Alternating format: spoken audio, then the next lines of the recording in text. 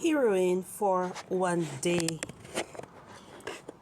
Some of his friends called him Lucky or Starboy. Yes, Lucky or Starboy were two of his nicknames because of his popularity and success. To me, Andy was just an ambitious, hardworking young man who knew exactly what he wanted. We grew up in the same neighborhood and attended the same schools. We always showed mutual respect for each other, and sometimes we would verbally express admiration for the path we both took in life, even though our careers were different. Andy was always the eloquent, persuasive speaker with a confident countenance. I was not surprised when he told me that he works as a consultant with a very prestigious organization and lectures part time at the university.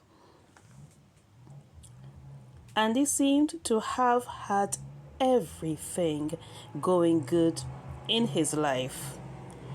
He kept fit by going to the gym and maintained a decent family. The last time we spoke, he mentioned that he wanted to take his wife and two children on a cruise for 1 week during his vacation. I even hinted to him that I envied his wife and wished that I was as lucky. The next week, I was on my way out to do some shopping. I drove out of my garage, and as I was approaching Andy's white cobblestone 3-story house, I realized that there was a crowd of people in the street. I slowed down my car and tried to put all the pieces of this scene together.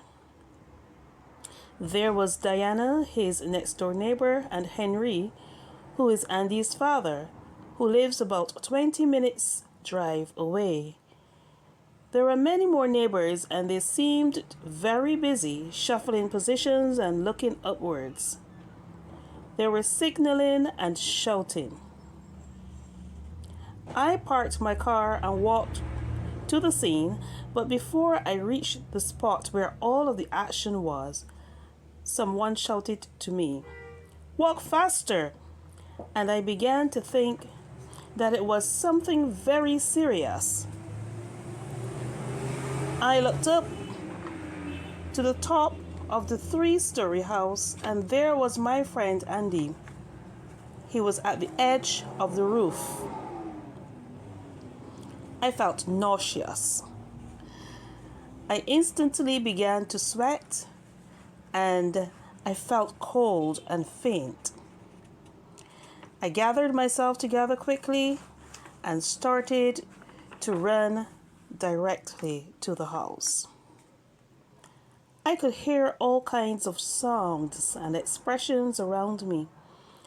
Someone mentioned that Andy and I are good friends and he might listen to me.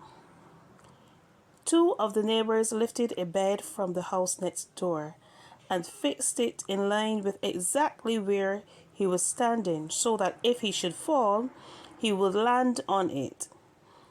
His father was crying aloud and beating his car with his fist. I looked up at Andy again. He looked very determined, and I had to take action. I was the only one who took the chance to climb the ladder and tried to persuade Andy to put down the gun he was holding at his temple.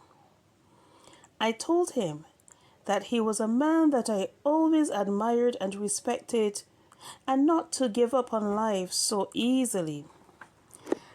I went over to him and hugged him. I took the gun and rested it on the roof. I consoled him and encouraged him to climb down the ladder.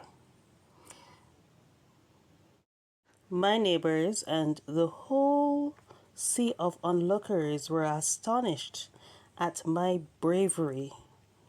They praised me and expressed thanks for the risk that I took. Andy's dad said he will always be grateful to me for my heroic courage. Heroine for One Day by Marleen Smith.